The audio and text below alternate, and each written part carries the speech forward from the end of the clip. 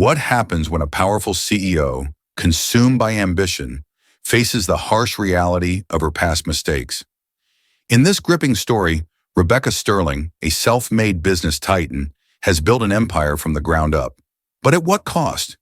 After a public humiliation of a young waitress, Rebecca's world begins to unravel, forcing her to confront her arrogance, the lives she's impacted, and the ethical choices she's made.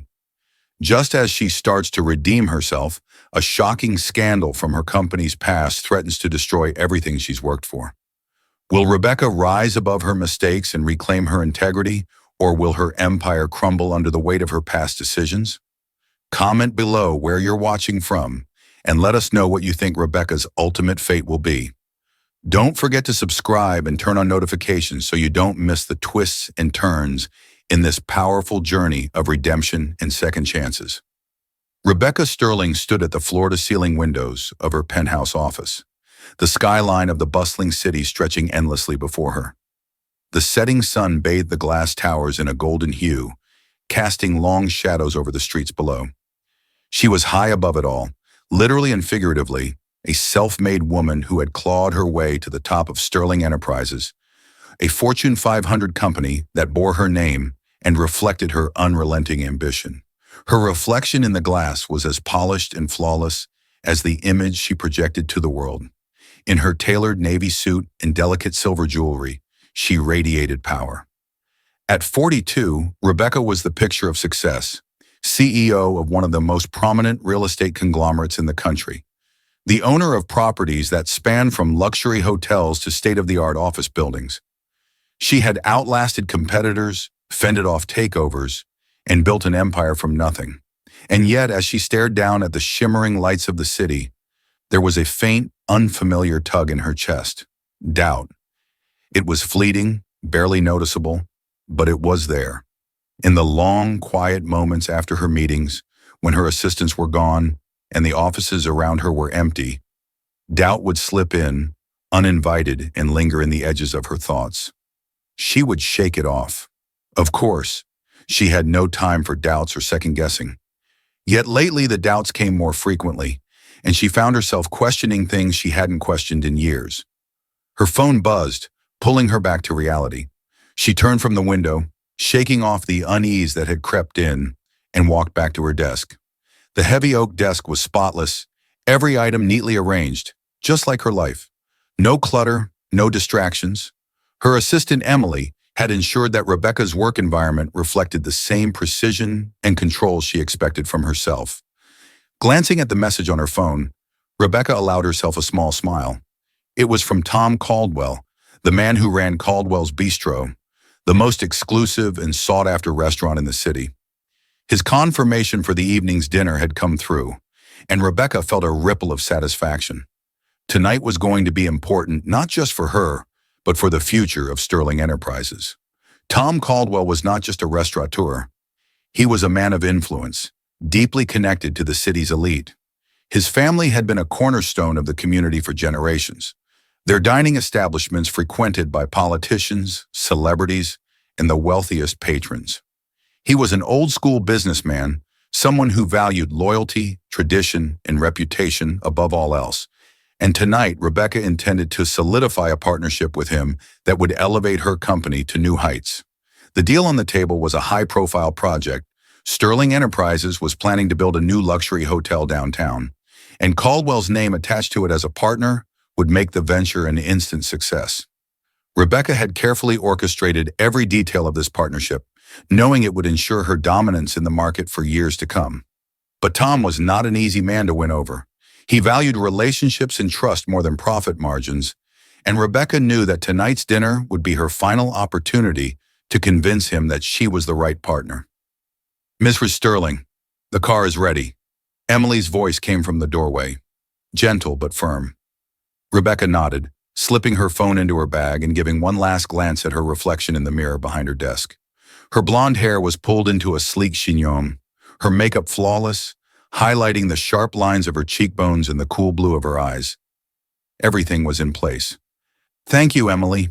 Make sure everything at the office is in order while I'm gone." "Of course, Miss Sterling," Emily replied, her tone as polished as Rebecca's image. Rebecca walked toward the door, her heels clicking against the marble floor, a sound that echoed through the vast, empty office space.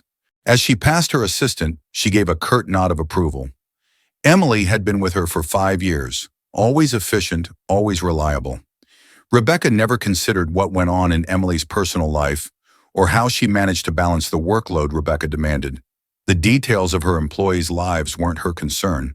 They were there to support her vision, to make sure Sterling Enterprises remained at the top. She rewarded loyalty, but she expected unwavering dedication in return. The ride to Caldwell's Bistro was smooth, the city flashing by in a blur of lights and shadows. Rebecca sat in the back of her town car, checking emails and reviewing the finer points of the proposal she planned to discuss with Tom. Her chauffeur, James, knew the city like the back of his hand, navigating through the traffic with practiced ease. She didn't thank him as they arrived, stepping out of the car without so much as a glance in his direction. She had long since learned that gratitude was unnecessary when she paid people to do their jobs well.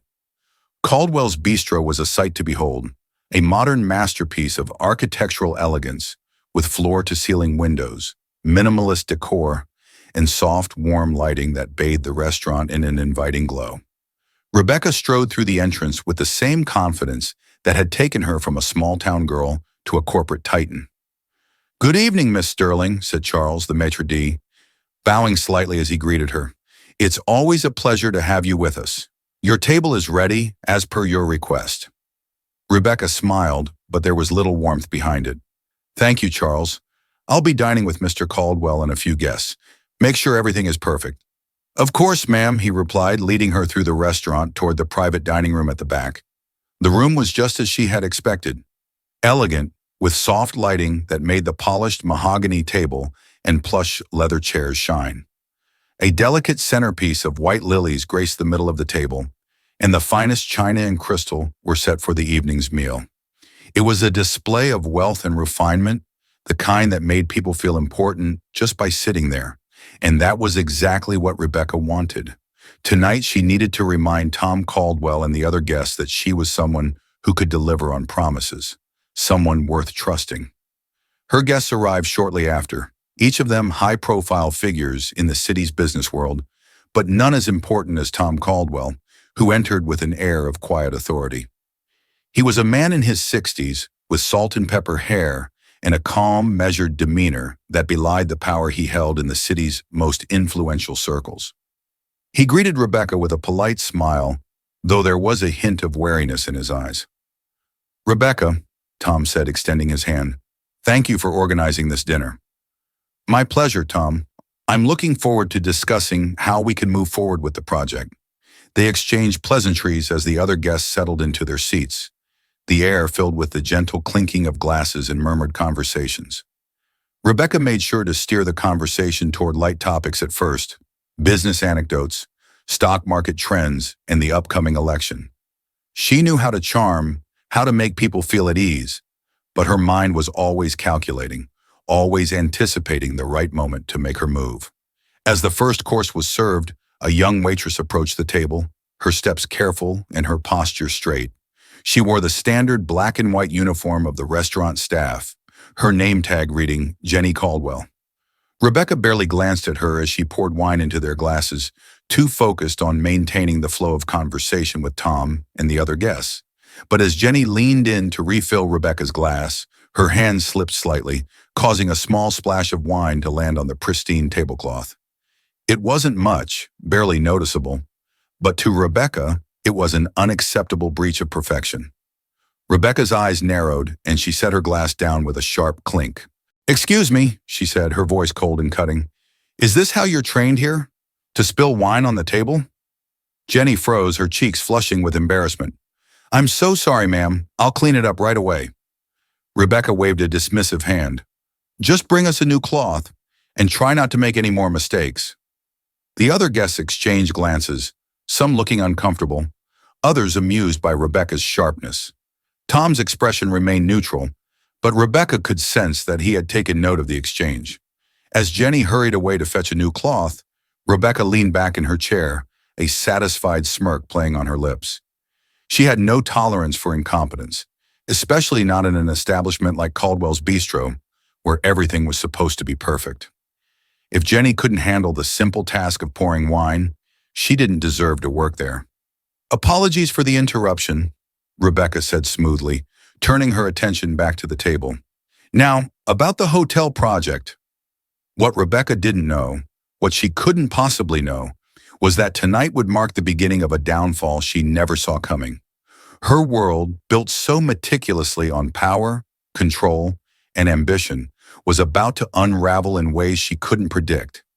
And the young woman she had just humiliated was far more important than Rebecca could have imagined.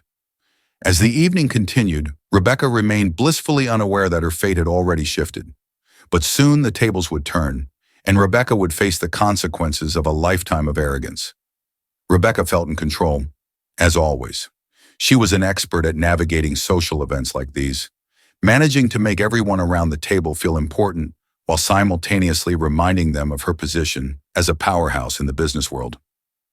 The private dining room hummed with soft conversations as the second course was served, and Rebecca was already mentally preparing for the perfect moment to introduce the main topic of the evening, the partnership with Tom Caldwell. Tom, though reserved, was participating in the conversation, sharing stories from his years running Caldwell's Bistro.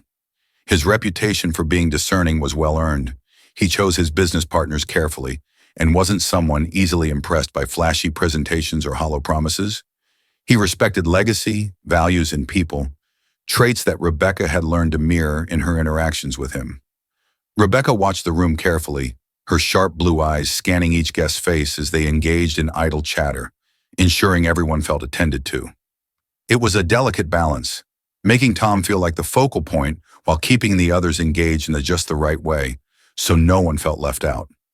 She had mastered this over the years, creating a reputation for herself not just as a business leader, but as someone who knew how to work a room. "Tom," she said smoothly, as the conversation turned to real estate trends, "the project we discussed last month, Sterling's next luxury hotel, has generated a lot of interest already. With your restaurant at the heart of it, I think it'll be a game changer for both of us." Tom regarded her quietly for a moment. He wasn't a man to jump at opportunities just because they were lucrative. His concern was always about integrity, about whether a partnership aligned with his values. "I have no doubt it would be successful, Rebecca," he replied, swirling the wine in his glass. "But success isn't always the most important thing. What matters to me is the long-term relationship with the kind of people I do business with." Rebecca nodded, carefully masking the impatience rising inside her. She knew Tom was testing her, as he always did. He was well aware of her track record, ruthless in business, uncompromising in negotiations. She needed to prove to him that she wasn't just about numbers, but about loyalty and trust, the very qualities Tom valued most. As Rebecca prepared to respond, the young waitress, Jenny Caldwell, returned to their table with the next bottle of wine. Rebecca barely registered her presence, too focused on Tom and the words she needed to say next. But once again, as Jenny poured the wine, her hand trembled slightly. The wine flowed too quickly, filling Tom's glass to the brim and splashing over the edge onto the tablecloth. This time, Rebecca's reaction was immediate. "Are you serious?" Rebecca's voice was sharp, slicing through the previously polite atmosphere of the room. She glared at Jenny, her eyes narrowing with disdain. "First you spill the wine, and now you overfill the glass? Are you trying to ruin this evening?" Jenny's face turned crimson, her hands trembling as she placed the bottle down, clearly mortified by her mistake. I'm so sorry, ma'am," she stammered, her voice barely above a whisper. "I'll clean it up right away." Rebecca leaned back in her chair, crossing her arms and staring Jenny down. "Maybe if you focused more on your job and less on whatever you're distracted by, you wouldn't be making such careless mistakes." The room fell silent. Some of the other guests shifted uncomfortably in their seats, while others exchanged awkward glances. Tom, however, said nothing, his expression carefully neutral as he watched the exchange unfold. Jenny quickly retrieved a cloth and began dabbing at the spilled wine, her hands shaking as she tried to clean up the mess. Rebecca watched her with cold disinterest. Her earlier composure now hardened into something much sharper. "Just bring us fresh clothes and make sure the rest of the evening goes smoothly," Rebecca said, her voice laced with impatience. "I expect better service from Caldwell's." Jenny nodded quickly and hurried out of the room, her shoulders hunched with humiliation. As she disappeared from view, Rebecca exhaled, shaking her head as if to rid herself of the annoyance. She turned back to Tom, attempting to regain the momentum of the conversation. "I apologize for that," she said, forcing a smile. "Now where were we?" Tom's face was impassive as he met her gaze. "I think," he said slowly, "we were discussing the importance of people in business. Wouldn't you agree?" Rebecca faltered for a moment, unsure of how to respond to the sudden change in his tone. There was something in his eyes, something she couldn't quite read, that made her uncomfortable.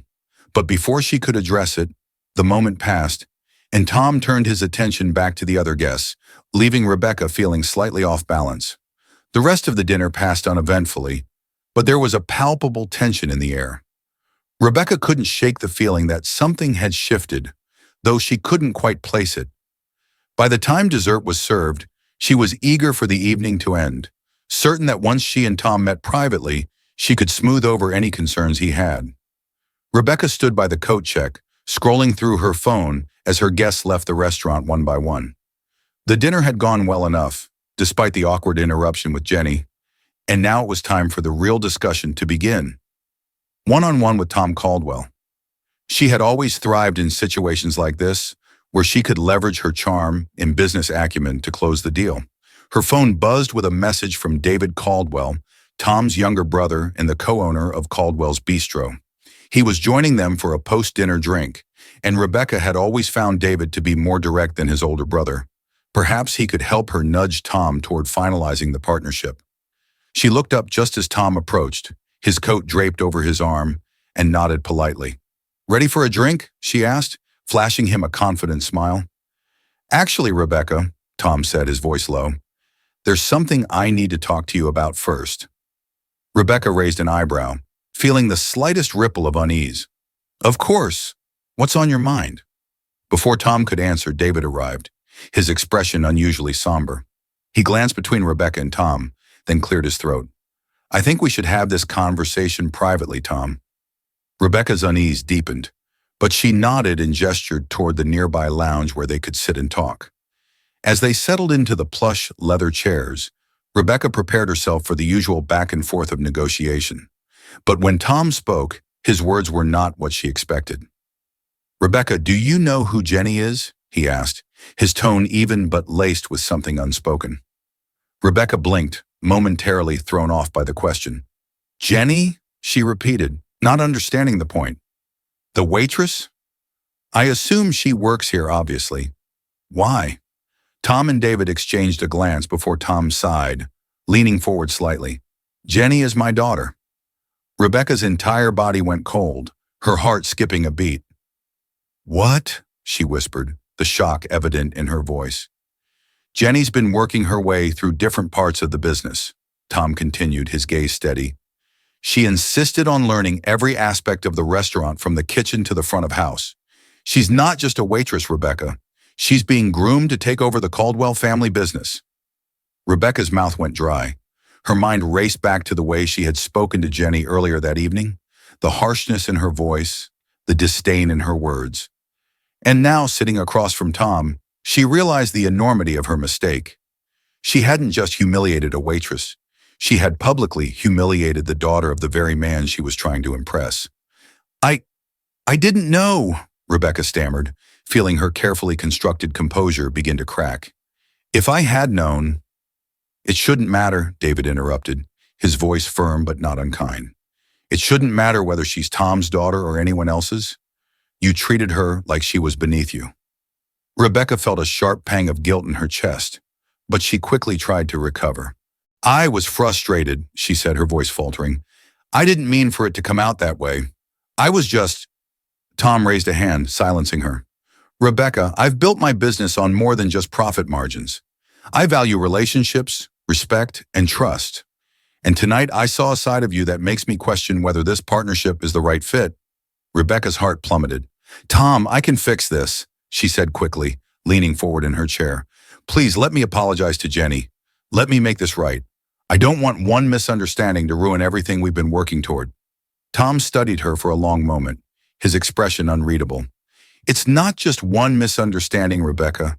It's about how you treat people when no one's looking. And tonight I saw something I didn't like. Rebecca opened her mouth to respond, but no words came. For the first time in years, she felt powerless, truly powerless.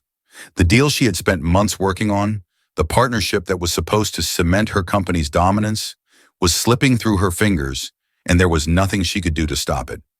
Tom stood, his expression calm but resolute.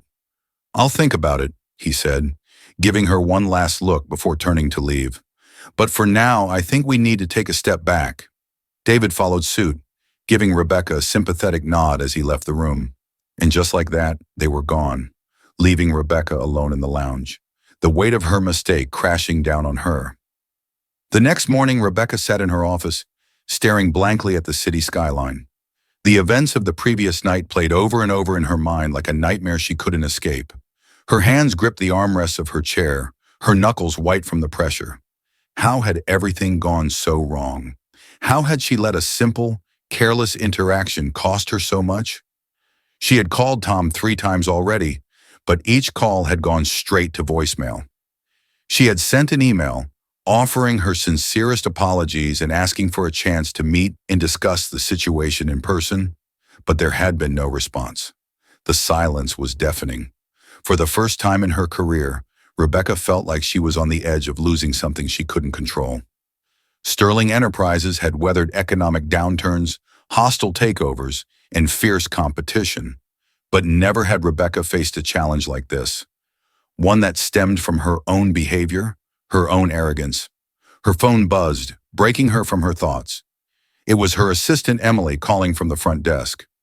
"Ms. Sterling," Emily said, her voice hesitant, "I just got word that Tom Caldwell had officially canceled the meeting with the board this afternoon." Rebecca's stomach dropped. "Canceled?" she repeated, her voice strained. "Yes, he didn't give a reason, but, well, I thought you should know." Rebecca closed her eyes, the weight of the news sinking in. The deal was falling apart. What had been a sure thing, an opportunity to elevate Sterling Enterprises to new heights, was now slipping away, and it was all because of one moment of unchecked pride. "I see," Rebecca said quietly.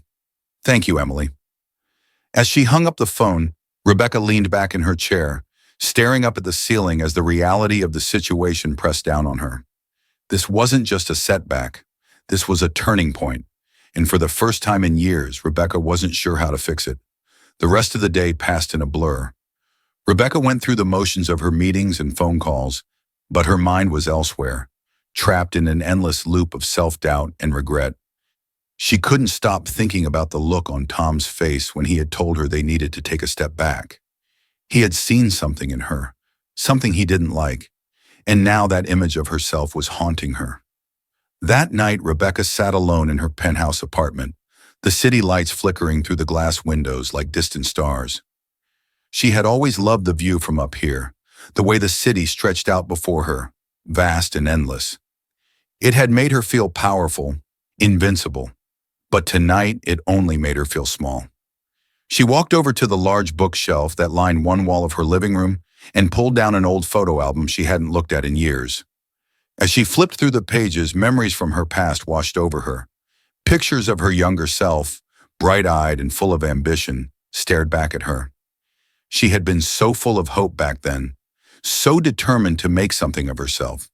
But somewhere along the way, that hope had twisted into something else. Her ambition had become ruthless. Her drive had turned into arrogance. And in her quest for success, she had forgotten the person she once was. The person who had started from nothing, who had believed in hard work and integrity. Rebecca closed the album, her hands shaking slightly as she set it aside. For the first time in a long while, she allowed herself to really look in the mirror to see the woman she had become. And she didn't like what she saw. She had hurt people. She had treated them as if they were disposable, just cogs in the machine she was building. And now it was all coming back to haunt her. "I can't keep doing this," she whispered to herself, her voice barely audible in the empty apartment. The cracks in her carefully constructed facade were growing larger, and soon they would be impossible to ignore. Something had to change, but Rebecca wasn't sure if she was capable of it. She had spent so many years building walls, shielding herself from vulnerability, that the idea of tearing them down felt terrifying. But what choice did she have? If she wanted to save not only her company but herself, she would have to face the truth. The following week, Rebecca Sterling found herself back at Caldwell's Bistro, this time not as a confident power broker, but as someone desperate to make amends. She had called Tom Caldwell repeatedly over the past several days, leaving messages apologizing profusely for her behavior. When he finally agreed to meet her, she was both relieved and nervous, sensing that this might be her last chance to salvage the deal, and perhaps her reputation. It was early evening when she arrived at the restaurant, deliberately choosing a more modest look, a tailored dress, toned-down jewelry, and light makeup. She wanted to project humility, not the towering confidence she usually wore like armor. But as she walked through the grand entrance of Caldwell's Bistro, the familiar, elegant surroundings only heightened her anxiety. She had once felt invincible in this place. Now she felt exposed. Rebecca was ushered into a private booth where Tom waited, nursing a glass of red wine. He greeted her with a polite nod but made no attempt at warmth. His expression was unreadable, though Rebecca could sense that he was still weighing his opinion of her. She slid into the seat across from him, trying to maintain her composure.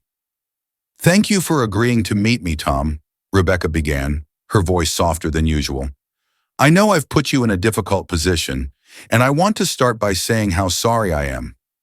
Tom set his wine glass down and folded his hands on the table. "I'm listening, Rebecca. Go ahead."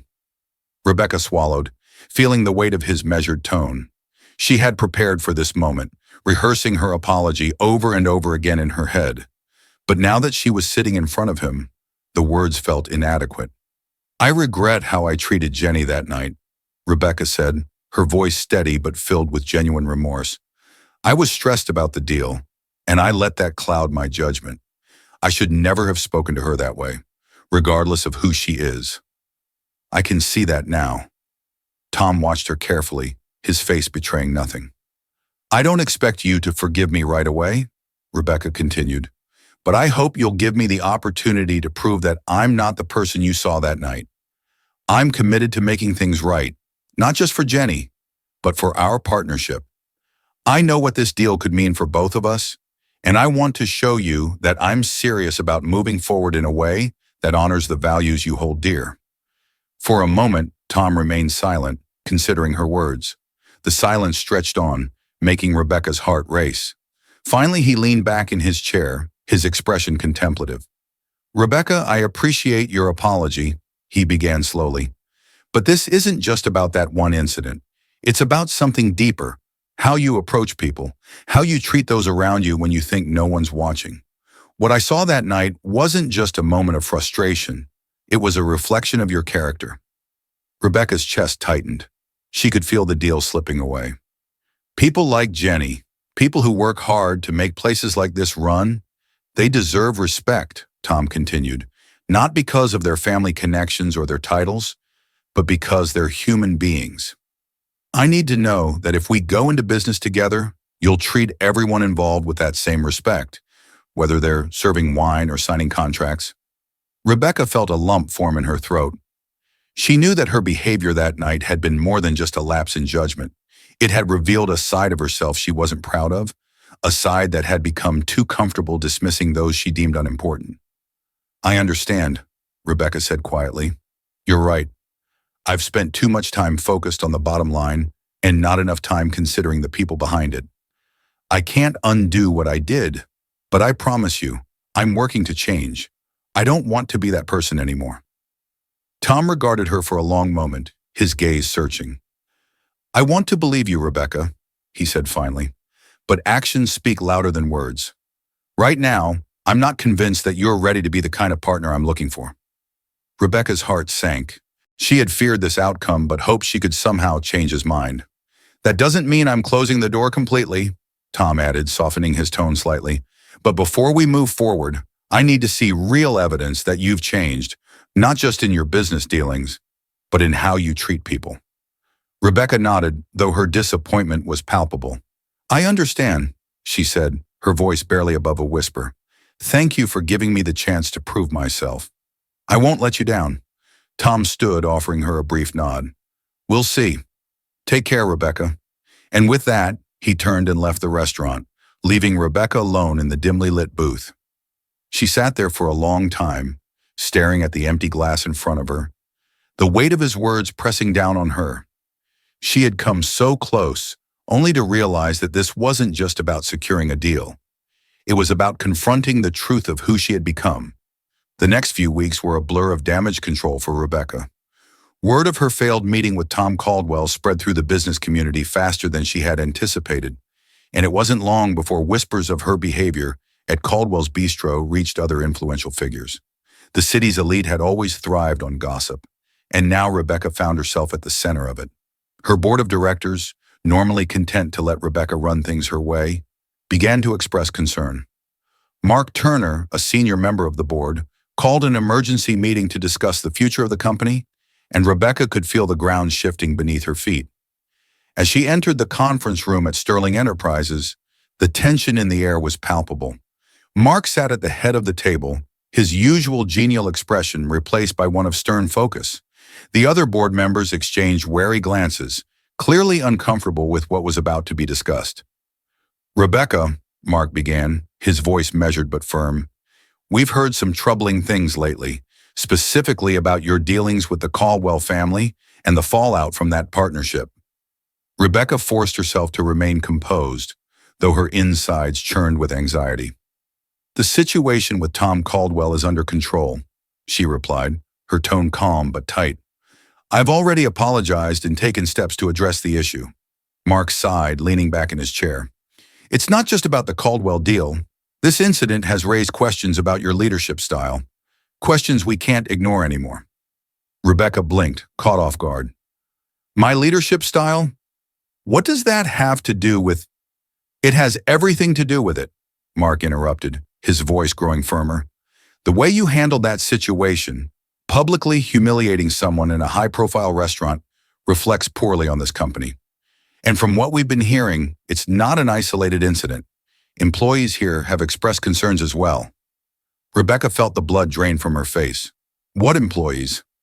I've always run this company efficiently. Efficiently, yes, Mark said, cutting her off again. But at what cost? People feel alienated, undervalued, and now that perception is bleeding into our external relationships. You've built Sterling Enterprises into a powerhouse, but if you keep burning bridges, we're going to have a serious problem on our hands. The words hit Rebecca like a punch to the gut. She had always prided herself on her ability to maintain control over her company, her image, her life, but now it seemed as though everything was slipping out of her grasp. I can fix this, Rebecca said, her voice tight with emotion. I've worked too hard to let it all fall apart now. Mark studied her for a moment before nodding slowly. That's what we're hoping, Rebecca. But make no mistake, this is your last chance. You need to show us that you can change, that you can lead with respect and integrity. Otherwise, we're going to have to reconsider your position here. The ultimatum hung in the air like a sword over her head. Rebecca nodded, her throat tight. I understand, she said quietly. I'll do whatever it takes. As the meeting adjourned and the board members filed out of the room, Rebecca sat in her chair, staring down at her hands. She had always believed that power meant never having to apologize, never having to explain herself. But now that belief was crumbling beneath her, and for the first time, she wasn't sure how to rebuild. Later that day, after the board meeting, Rebecca returned to her office feeling drained. She sat at her desk, staring out at the city skyline, wondering how everything had gone so wrong. It wasn't supposed to be like this. She was supposed to be untouchable, invincible. Instead, she felt like the walls were closing in on her, and she didn't know how to stop it. A soft knock on the door broke her reverie. Her assistant Emily stepped into the office, holding a stack of papers in her arms. Rebecca barely acknowledged her presence, too lost in her own thoughts. Miss Sterling, Emily said cautiously, there's something I need to talk to you about. Rebecca sighed, rubbing her temples. Not now, Emily. I'm not in the mood for more bad news. But Emily didn't leave. Instead, she stepped closer, her voice firmer than Rebecca had ever heard it. Actually, Ms. Sterling, I think you need to hear this.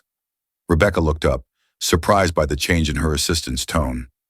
Emily had always been quiet, unassuming, content to do her job without complaint. But now there was something different in her eyes, something determined. "What is it, Emily?" Rebecca asked, trying to keep the irritation out of her voice. Emily took a deep breath, her expression a mixture of nerves and resolve. "I've worked for you for 5 years, Mrs. Sterling," she began, "and in that time I've seen you accomplish amazing things. You've built an empire, and you've made this company one of the most powerful in the country. But I've also seen how you treat people." Rebecca frowned, her irritation deepening. "What are you talking about?" "You treat people like they're disposable," Emily said, her voice steady despite the tension in the air. "You dismiss their ideas, you belittle them, and you make them feel like they don't matter. That's not leadership, Mr. Sterling. That's fear, and it's starting to catch up with you." Rebecca stared at her, momentarily speechless. No one had ever spoken to her like this before. Certainly not Emily, the assistant who had always done her job without complaint. "I don't need a lecture," Rebecca snapped, her voice sharp. "You don't know what it takes to run a company like this." Emily didn't back down. "Maybe I don't," she admitted, "but I know what it takes to be a decent human being. And right now, Miss Sterling, that's what you're missing." Rebecca's breath caught in her throat. She wanted to lash out, to tell Emily that she had no idea what she was talking about. But deep down, something in her knew that Emily was right. Her success had come at a cost, and now she was paying the price. "You can still fix this," Emily said softly, her voice filled with quiet strength. "But you have to start by changing how you treat people. Otherwise, it's all going to fall apart." Rebecca didn't respond. She couldn't. The truth of Emily's words hit her harder than any business failure ever could. She had been so focused on climbing to the top that she had forgotten what it meant to lead with compassion, to connect with the people who had helped her get there. "I'll leave you to think about it," Emily said gently, turning to leave the office. But before she walked out the door, she paused and looked back at Rebecca. "For what it's worth, I believe you can change, Miss Sterling, but it's up to you to decide if you want to." As the door closed behind her, Rebecca sat in stunned silence. Emily's words echoed in her mind, each one cutting deeper than the last. She had always prided herself on being tough, on never showing weakness. But now as she sat alone in her office, the reality of her situation hit her like a tidal wave. She had become the very thing she had once sworn never to be: a ruthless, arrogant leader who cared more about power than people. And if she didn't change, she would lose everything she had worked so hard to build. Rebecca knew what she had to do, but that didn't make it any easier. The next morning, she sat at her desk, staring at the phone in front of her, wondering if she had the courage to make the call. She had spent years building walls around herself, shielding herself from vulnerability. But now those walls had become a prison, and the only way out was to confront the truth. She took a deep breath and dialed the number. The phone rang twice before it was answered. "Hello?" It was Jenny Caldwell, her voice calm but cautious. Rebecca's heart raced as she struggled to find the right words. "Jenny, it's Rebecca Sterling," she said, her voice trembling slightly. I wanted to talk to you, if you're willing." There was a long pause on the other end of the line, and for a moment Rebecca feared that Jenny might hang up. But then she heard a quiet sigh. "Okay," Jenny said, "I'm listening." Rebecca exhaled, feeling a small sense of relief. "I owe you an apology," she began, her voice filled with sincerity. "Not just for what happened at the restaurant, but for how I treated you. I was wrong, and I want to make things right." Another pause. Rebecca could hear the hesitation in Jenny's voice when she finally spoke again. "I appreciate the apology," Jenny said slowly, "but it's going to take more than words to fix this." Rebecca nodded, even though Jenny couldn't see her. "I know. That's why I'm calling. I want to prove to you that I'm serious about changing. I want to do better, not just in business, but as a person." Jenny was quiet for a moment, then said, "What exactly are you offering?" Rebecca swallowed hard. "I want to help. I want to find a way to give back, to contribute to something meaningful. I heard about the mentorship program you and your family run for underprivileged youth. I'd like to get involved. If you'll have me." There was another long pause on the other end of the line. Rebecca held her breath, waiting for Jenny's response. Finally, Jenny spoke, her voice softer now. You really want to help? I do, Rebecca said earnestly. I know I don't deserve your trust, but I'm asking for a chance to prove that I can change. Jenny was silent for a few more seconds, and then, to Rebecca's surprise, she heard a small sigh of acceptance. Okay, Jenny said, if you're serious about this, I'll give you the chance. But remember, actions speak louder than words. Rebecca felt a wave of relief wash over her. Thank you, Jenny. I won't let you down. As they ended the call, Rebecca sat back in her chair, feeling a strange mix of fear and hope. This was the beginning of something new, something that terrified her as much as it excited her. But if she was going to rebuild her life, she knew she had to start somewhere. And this time, she would do it the right way.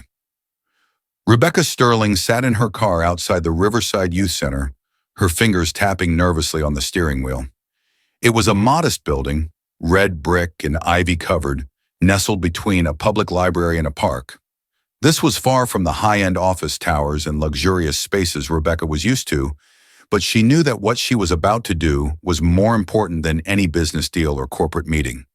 This wasn't about profit margins or real estate ventures. This was about proving that she could be something other than the cold, calculating businesswoman the world, and perhaps she herself had come to believe she was. She was here because she had made a promise to Jenny Caldwell that she would help with the mentorship program for underprivileged youth. But more importantly, she was here to prove to herself that she could change. She took a deep breath and stepped out of the car, adjusting her coat. She had deliberately chosen a more casual outfit, opting for slacks and a simple blouse instead of her usual designer dresses and heels. She didn't want to intimidate anyone, least of all herself. Today was about listening, learning, and offering whatever help she could. As she approached the entrance, a wave of nervousness washed over her. For someone who had commanded boardrooms filled with powerful executives, this felt far more intimidating. Rebecca wasn't used to situations where she wasn't in control, and the uncertainty of what awaited her inside made her stomach churn. When she entered the center, the smell of worn carpet and old wood greeted her. The atmosphere was bustling but warm. Children and teenagers moved in and out of rooms, and volunteers worked with groups at small tables. There was an air of community here, a sense of purpose and belonging that Rebecca hadn't felt in a long time. For the first time in years, she felt like a stranger. She spotted Jenny across the room, talking to a group of young students. Jenny's eyes flicked over to her, and Rebecca felt a pang of anxiety shoot through her. This wasn't going to be easy. Rebecca walked toward Jenny, her steps hesitant. When she reached her, Jenny looked up, her expression neutral but not unfriendly. "Rebecca," Jenny said, giving her a nod. "Glad you made it." Rebecca offered a small smile, feeling out of place in the vibrant, bustling center. "Thank you for having me, Jenny. I'm looking forward to helping out, however I can." Jenny's gaze was calm but evaluating. "We can always use an extra pair of hands. The kids here have been through a lot, so it's important to make sure they feel supported." Rebecca nodded. "I understand. I'm here to help." Jenny gestured toward a group of teenagers sitting at a round table in the corner of the room. "We're working on career planning today. These are the older kids getting ready to finish high school and trying to figure out what they want to do next. Why don't you start with them? They could use some guidance on building resumes and setting goals for the future." Rebecca swallowed her nerves and followed Jenny to the group. The teens looked up as they approached, and Rebecca could feel their curiosity and perhaps a bit of skepticism about her presence. She was an outsider here, and she knew that it would take time to earn their trust. "Everyone," Jenny said, addressing the group, "this is Rebecca Sterling. She's here to help you with some career planning today. She knows a lot about the business world, so make sure to ask her questions. I'll be over there if you need anything." As Jenny walked away, Rebecca took a seat at the table, the eyes of the teenagers watching her carefully. She offered them a small, uncertain smile. "Hi," Rebecca began, feeling awkward in a way she hadn't felt in years. "I'm Rebecca. I've been in the business world for a long time, so if you have any questions about careers, job applications, or anything like that, I'm here to help." One of the teens, a boy with glasses and a serious expression, raised his hand. "You run a big company, right?" Rebecca nodded. "Yes, I do." "Sterling Enterprises." The boy who introduced himself as Jamal raised an eyebrow. So you're like, really rich? Rebecca chuckled softly. I suppose you could say that, but it didn't happen overnight. I had to work hard to get where I was. Another teen, Mia, who sat with her arms crossed, chimed in. Yeah, but people like you don't understand what it's like for us. We don't have connections. We don't have rich families. It's not easy for us to get a break. Rebecca felt a pang of recognition. Mia's words reminded her of her own past, of the young woman she had been before success had hardened her. I didn't have a rich family either, Mia. I grew up in a small town, and my family didn't have much money. I had to work my way up from the bottom. Mia's eyes narrowed slightly. Yeah, but you got lucky, right? Not everyone can make it. Rebecca leaned forward, her voice gentle but firm. It wasn't just luck, Mia. It was a lot of hard work, and yes, there were times when I got opportunities that others didn't. But I believe that no matter where you come from, you can create opportunities for yourself. And that's why I'm here, to help you figure out how to take those first steps. The room fell silent for a moment as the teens processed her words. Jamal spoke up again, his expression thoughtful. So how do we start? How do we get from where we are to where you are? Rebecca felt a sense of relief that the conversation was shifting in a more positive direction. The first step is figuring out what you're passionate about, what you want to do. Then you need to start setting small goals that will help you move in that direction. It doesn't happen all at once. It's about taking one step at a time. The conversation continued, and Rebecca found herself growing more comfortable as the teens opened up about their dreams and concerns. Mia wanted to be a social worker, but she was worried about the cost of college. Jamal was interested in starting his own tech business, but didn't know where to begin. Each of them had hopes and aspirations, but they also faced challenges that Rebecca knew would require more than just a few words of advice. By the time the session ended, Rebecca felt both drained and invigorated. The teens had listened to her, and some had even seemed to warm to her by the end of the hour. But she knew that this was only the beginning. If she wanted to make a real impact, she would need to commit to this, fully. As the teens dispersed, Jenny approached Rebecca, her expression thoughtful. You did well, she said. They seemed to appreciate what you had to say. Rebecca smiled, feeling a small sense of pride. I hope so. They're great kids. They just need someone to believe in them. Jenny nodded, her eyes softening slightly. That's what we're trying to do here. Give them the support they need to believe in themselves. There was a pause, and then Jenny looked at Rebecca with an intensity that made her heart race. This isn't going to be easy for you, Rebecca. Helping these kids isn't like running a business. It takes patience, and you're going to have to be here for the long haul if you want to make a difference. Rebecca met her gaze, feeling the weight of the challenge ahead. I know, and I'm ready for that. Jenny studied her for a moment, then nodded. All right, let's see how it goes. As Rebecca left the youth center that afternoon, she felt something shift inside her. It wasn't just about proving herself to Jenny or fixing her image. For the first time in a long time, Rebecca felt like she was doing something that mattered, something real. And that feeling was more powerful than any business success she had ever known. Over the following weeks, Rebecca found herself returning to the Riverside Youth Center regularly. Each time she walked through the doors, she felt a little less out of place and a little more connected to the purpose of the center.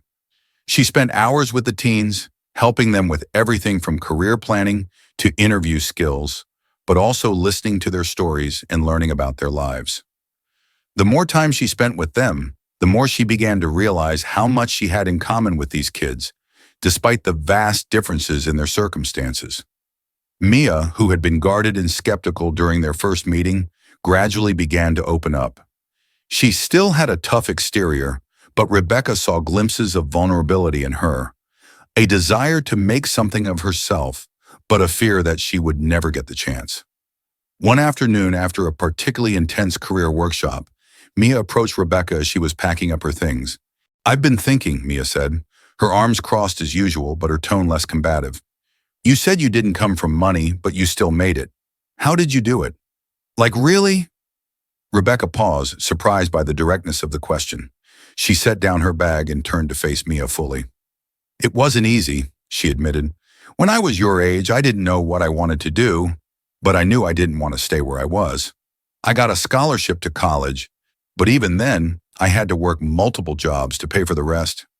I started in real estate because I thought it was the quickest way to make money, but it wasn't until years later that I realized I had lost sight of what really mattered. Mia's brow furrowed. What do you mean? Rebecca took a deep breath, choosing her words carefully. I got so focused on success, on proving myself, that I started treating people like they didn't matter. I was willing to do whatever it took to get to the top, and I hurt a lot of people along the way. Mia studied her for a moment, her expression thoughtful. So why are you here? Why are you helping us? Rebecca smiled softly, feeling the truth settle in her chest. Because I don't want to be that person anymore. I want to help people, not hurt them. And maybe by helping you, I can make up for some of the mistakes I've made. Mia didn't say anything for a long moment, but Rebecca could see that her words had struck a chord. Finally, Mia gave a small nod. All right, we'll see. It wasn't an endorsement, but it was progress. And for the first time in a long time, Rebecca felt like she was on the right path, not just for her career, but for her soul. At Sterling Enterprises, the changes in Rebecca's personal life began to reflect in her leadership style. She started to take a more hands-on approach with her employees, asking for feedback from all levels of the company and making a genuine effort to connect with the people who worked for her. Her assistant, Emily, noticed the change almost immediately and, while initially cautious, began to warm up to the new Rebecca. One afternoon, Rebecca called an all-staff meeting, something she hadn't done in years. Standing in front of her employees, she felt a mixture of nerves and determination. This was her chance to show them that she was committed to change. Good afternoon, everyone, Rebecca began, her voice carrying through the large conference room. I know this meeting is a little unusual, but I wanted to take some time to talk to all of you, not just about the company, but about how we can work together moving forward. There were murmurs of curiosity throughout the room, and Rebecca felt the eyes of her staff on her, waiting to see what she would say next.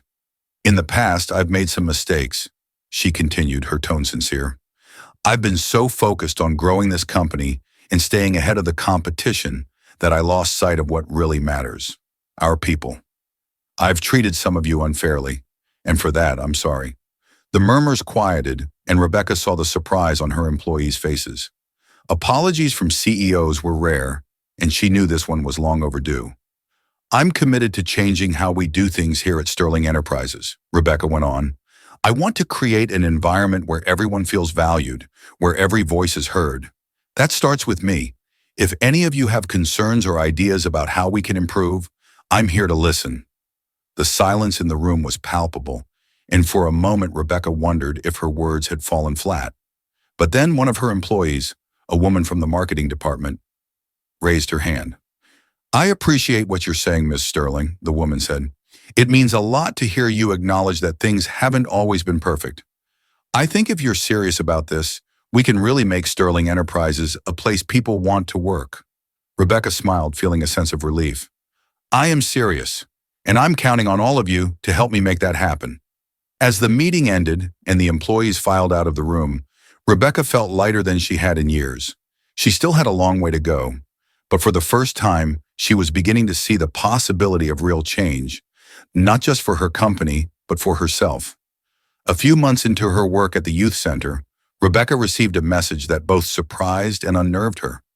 Tom Caldwell wanted to meet with her. After everything that had happened, she had assumed that the partnership with Caldwell's Bistro was off the table for good. She hadn't heard from Tom since their last conversation, and she had accepted that she might never regain his trust. But now, as she sat at a small cafe waiting for Tom to arrive, she wondered what had changed.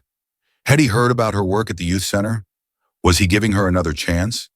When Tom finally walked in, he greeted her with a polite nod before sitting down across from her. His expression was calm, but Rebecca could sense cautiousness in his demeanor. Thank you for meeting with me, Tom, Rebecca said, trying to keep her voice steady. Tom nodded, folding his hands on the table. I've been hearing some interesting things about you lately, Rebecca. Rebecca felt her heart skip a beat. Oh, Jenny mentioned that you've been working with the youth center, Tom continued. And from what I hear, you've been making an effort to change how you run your company as well. Rebecca nodded, feeling a strange mix of relief and apprehension. I've been trying. I know I've made mistakes, but I'm doing my best to fix them. Tom studied her for a moment, his gaze thoughtful. I wasn't sure if you'd stick with it, he admitted, but it seems like you're serious about this. Rebecca took a deep breath, feeling the weight of his words. I am. I don't want to be the person I was before. Tom nodded slowly. I appreciate that, Rebecca, and I can see that you're putting in the effort. But this isn't just about what you've done in the past few months.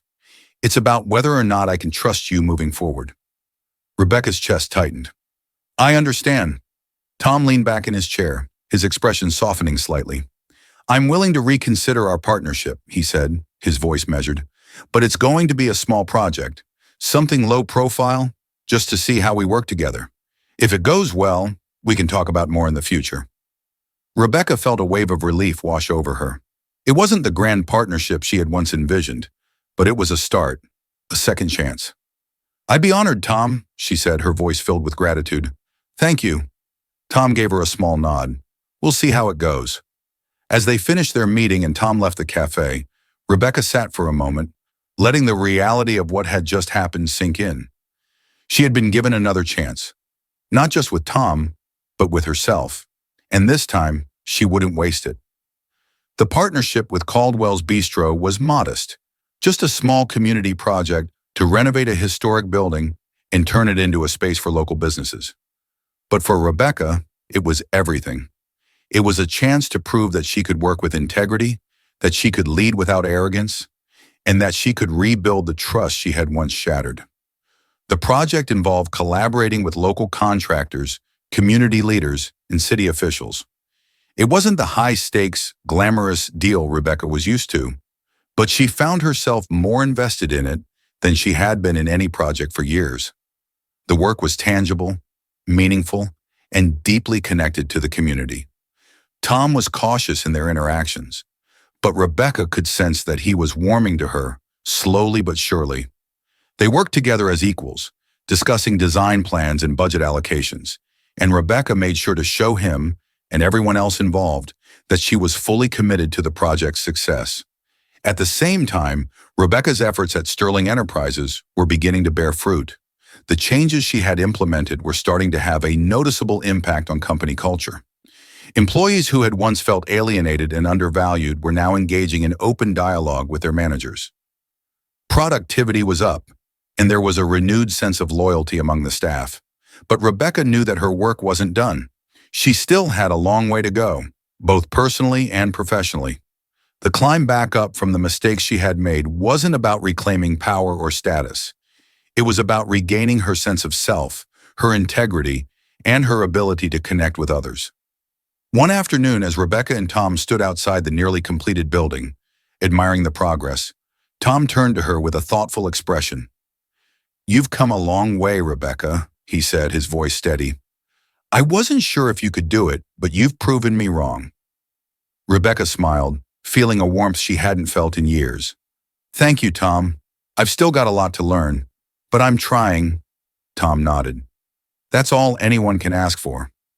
As they walked through the building, discussing the final touches for the project, Rebecca felt a sense of peace settle over her.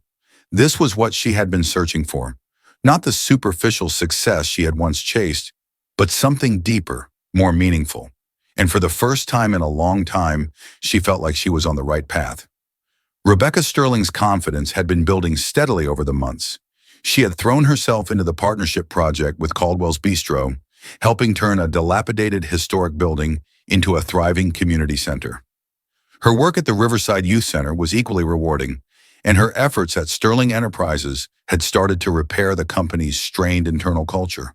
For the first time in years, Rebecca felt that she was becoming the person she had once aspired to be. Strong but compassionate, driven but considerate. However, just when she thought things were finally falling into place, disaster struck. It started with a phone call. Rebecca was in her office at Sterling Enterprises, going over the final budget reports for the community center project, when her assistant Emily knocked on the door, her expression tense. Ms. Sterling, Emily said, stepping inside cautiously. There's something you need to see. It's all over the news. Rebecca's brow furrowed. What's happened? Emily hesitated, then handed her a tablet with a news article pulled up on the screen. The headline hit Rebecca like a punch to the gut. Sterling Enterprises under fire for unethical practices in housing development scandal. Rebecca's hands tightened on the edges of the tablet as she read the article. An investigative journalist had uncovered evidence that a major housing development project led by Sterling Enterprises years ago had involved unethical practices, specifically displacing low-income families without adequate compensation. The deal had been lucrative for the company, but now it is being exposed as a prime example of corporate exploitation. Rebecca's heart pounded as she skimmed the article. The development in question had taken place during a particularly aggressive growth phase for Sterling Enterprises. It had been spearheaded by James Bartlett, one of her former executives, but Rebecca had signed off on it without asking too many questions. At the time, it seemed like a solid business move. Now it looked like a time bomb waiting to explode. It's all over social media too, Emily said softly. People are calling for an investigation. It's not just your name. It's the company. Rebecca felt the walls closing in around her. After all her efforts to rebuild her reputation, this scandal threatened to destroy everything. She had changed, hadn't she? But now her past decisions are coming back to haunt her in the worst possible way. How bad is it? Rebecca asked, her voice tight. Emily hesitated. It's bad. Stock prices are already dropping. The press is reaching out for a statement. The board is going to want answers. Rebecca closed her eyes, trying to gather her thoughts. She had known that the aggressive tactics she'd used in the past might catch up with her, but she hadn't expected it to happen now. Not when she was finally starting to feel like she was on the right track. We'll need a crisis team, Rebecca said after a long pause. Get me to our PR department and schedule an emergency board meeting. I'll address this head on. Emily nodded and quickly left the room, leaving Rebecca alone with the weight of the scandal bearing down on her. She stared at the headline on the screen, feeling a sinking sense of dread. This wasn't just about her company, it was about her, the person she had been, the person who had made those decisions without considering the consequences, was still part of her story, and now she had to face it. The board meeting later that afternoon was tense. Mark Turner, who had been vocal about his concerns over Rebecca's leadership in the past, led the charge, his face a mixture of frustration and barely concealed panic. We're hemorrhaging money, Rebecca, Mark said, his voice sharp. Stock prices are down nearly 15%, and our investors are calling for answers. How did this happen? How did this slip through the cracks? Rebecca remained composed, but inside her thoughts were racing. The project in question took place several years ago, she explained. It was part of our rapid expansion strategy at the time. Bartlett oversaw the deal, but I signed off on it. I take full responsibility. You're damn right you take responsibility, Mark shot back. This is on you, Rebecca. You can't just throw Bartlett under the bus. The company's name is at stake, and right now the public sees Sterling Enterprises as a symbol of corporate greed. Rebecca met his gaze, refusing to back down. I'm not deflecting blame. I know that I made decisions back then that I wouldn't make now, but I'm committed to fixing this. I'm not the same person I was when that deal was made, and neither is this company. Mark wasn't satisfied. We can't afford to wait for your personal redemption arc, Rebecca. We need immediate damage control, or this company is going under. The other board members murmured in agreement, and Rebecca felt the pressure mounting. She had spent months rebuilding her reputation, working to regain the trust of her employees, her peers, and the people she had hurt. Now it felt like all of that was unraveling in front of her. I'm handling it, Rebecca said, her voice firm. We're launching a full internal investigation into the development deal. We'll cooperate with any legal inquiries and make reparations to the affected communities. I'm not going to hide from this. Reparations, Mark scoffed. Do you have any idea how much that will cost? This company can't afford to hemorrhage any more money right now. Rebecca stood, her resolve hardening. We can't afford not to. If we don't take responsibility and make this right, we'll lose more than money. We'll lose our integrity, what little we have left. I'm not going to let that happen. The room fell silent, the tension palpable. Mark glared at her, but Rebecca didn't waver. This was her test, the moment when she would either stand by the changes she had committed to, or fall back into the ruthless, cutthroat tactics that had defined her past. Finally, Mark exhaled and sat back in his chair. "Fine," he said grudgingly. "But you'd better pray this works, Rebecca, because if it doesn't, we're done." Rebecca nodded, her heart pounding. It will work. But as she left the boardroom, the weight of what lay ahead pressed down on her. This wasn't just about saving her company, it was about proving that she had truly changed, and that was going to be the hardest challenge of all. That evening, Rebecca called an emergency meeting with her crisis management team and her PR department. As they worked late into the night crafting statements and preparing a strategy to deal with the media storm, Rebecca couldn't shake the feeling of dread that lingered in her chest. This scandal threatened everything she had worked for, and the public wasn't going to be forgiving. She knew that she couldn't fix this with a carefully worded statement or a quick PR move. This time it required real action, action that would hurt her bottom line, but that was the price she had to pay if she wanted to regain the public's trust. The next morning, Rebecca held a press conference in front of Sterling Enterprises headquarters. She stood before a sea of reporters, their cameras flashing and microphones thrust in her direction. Her hands trembled slightly as she adjusted the microphone, but she took a deep breath and forced herself to stay calm. "Good morning," she began, her voice clear and steady. "I'm Rebecca Sterling, CEO of Sterling Enterprises, and I'm here today to take full responsibility for the mistakes my company made in the housing development project that has come to light." The reporters leaned in, eager for more, but Rebecca remained composed. "When this project was approved, I was focused on expanding the company, and I failed to properly assess the impact it would have on the communities involved," she continued. "Because of that, I am deeply sorry. Sterling Enterprises has always prided itself on its commitment to excellence, but in this case, we fell short of our own standards." Rebecca paused, letting her words sink in before moving on. "But I don't just want to apologize. I want to take action. Sterling Enterprises will be conducting a full internal review of all our past projects to ensure that no other communities were harmed by our actions. We will also be working with local organizations to provide reparations to the families affected by housing development. This is not just about fixing a mistake. It's about doing what's right." The reporters' questions came fast and furious after that, asking about the specifics of the reparations plan, the financial impact on the company, and whether Rebecca herself would be stepping down as CEO. She answered each question as best as she could, maintaining her composure, but the weight of the situation pressed down on her. When the press conference ended, Rebecca returned to her office, feeling both exhausted and relieved. She had taken responsibility. She had faced the consequences of her past actions. But she knew that this was only the beginning. The public and her board would be watching closely to see if she could follow through on her promises. The weeks following the press conference were some of the most challenging of Rebecca's life. The scandal had taken a serious toll on Sterling Enterprises. Stock prices remained volatile, investors were skittish, and the media continued to scrutinize every move Rebecca made.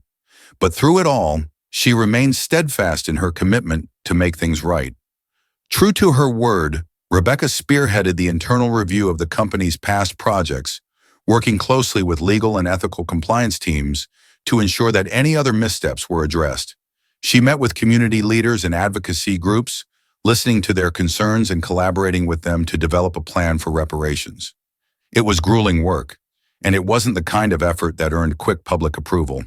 But Rebecca wasn't doing it for applause. Her interactions with the affected communities were some of the most humbling experiences of her life. She met with families who had been displaced by housing development, heard their stories, and witnessed firsthand the pain her company had caused. For the first time in her career, Rebecca wasn't focused on profits or expansion. She was focused on making amends, on doing something that mattered. Tom Caldwell had watched her progress with quiet interest. He had been skeptical at first, unsure if Rebecca's transformation was genuine or simply a strategic move to salvage her career. But as the weeks went by, he began to see something in her that he hadn't expected, an unwavering commitment to do the right thing, even when it was difficult, even when it cost her personally. One afternoon, as Rebecca was reviewing proposals for community housing projects, her phone rang. It was Tom. "Rebecca," he said, his voice steady. "I think it's time we talked." Rebecca's heart skipped a beat. "Of course, Tom. What's on your mind?" There was a pause on the other end of the line. Then Tom spoke. "I've been watching what you've been doing. The reparations, the review. You've gone further than I thought you would." "I meant what I said, Tom," Rebecca replied. "I'm committed to fixing this, no matter how long it takes." "I can see that," Tom said, "and I think it's time we reconsidered our partnership." Rebecca felt a surge of relief and hope. After everything that had happened, after all the setbacks and mistakes, she had earned her way back, not through force, but through integrity. "I'd be honored, Tom," Rebecca said softly. Tom's tone was warm but measured. "It won't be easy, Rebecca. This is still a tough situation, but I believe in second chances." The call ended, and as Rebecca sat back in her chair, she felt a sense of peace that she hadn't experienced in years. She had fought her way back from the brink, not through manipulation or power plays, but by confronting her mistakes and doing the hard work of redemption. Months passed, and the reparations initiative, along with the community housing project, began to take shape. Sterling Enterprises had taken a financial hit, but Rebecca was willing to sacrifice short-term profits for long-term integrity. Her employees began to rally behind her efforts, seeing firsthand the changes she was implementing, not just in the company, but in herself. Her work at the youth center also continued to bring her fulfillment. The teens who had once been wary of her now sought her out for advice, and she found herself more invested in their futures than ever.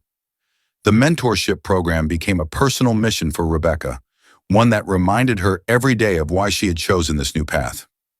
One afternoon, as she walked through the newly renovated Sterling Caldwell Community Center, she spotted Mia, now a senior in high school, leading a workshop for younger students. Mia had grown into a confident, driven young woman, and Rebecca couldn't have been prouder of her. "Miss Sterling," Mia called out, waving her over. "Come meet the next generation of leaders." Rebecca chuckled and made her way over to the group. "I'm not sure I have much to teach you anymore, Mia. You've got it covered." Mia grinned, her eyes bright with excitement. "You've taught me plenty. Now it's my turn." As the afternoon sun streamed through the windows, Rebecca felt a deep sense of fulfillment. She had come a long way from the arrogant, power-hungry CEO she had once been. She had lost much along the way, her reputation, her certainty, but in the process, she had gained something far more valuable. That evening, Tom and Jenny Caldwell joined Rebecca at the community center for the grand opening celebration. The three of them stood together, watching as families and children filled the space with laughter and joy. It was a moment of triumph, not just for the project, but for the journey they had all been on. "You did good, Rebecca," Tom said quietly, his voice filled with admiration. "This place, it's a real legacy." Rebecca smiled, her heart full. "It's our legacy, Tom, and it's just the beginning." As they stood there watching the community they had helped build, Rebecca knew that she had finally found the kind of success that mattered not in wealth or power, but in the lives she had touched and the people she had helped along the way. For the first time in her life, she was truly content. As they stood there, watching the community they had helped build, Rebecca knew that she had finally found the kind of success that mattered not in wealth or power, but in the lives she had touched and the people she had helped along the way. For the first time in her life, she was truly content. If you found Rebecca's journey inspiring and enjoyed watching her transformation from corporate titan to a woman of compassion and integrity, make sure to subscribe for more stories of redemption, growth, and the power of second chances. Don't miss the next heartwarming story. Hit the subscribe button and turn on notifications so you're always the first to know when new stories drop. You won't want to miss what's coming next.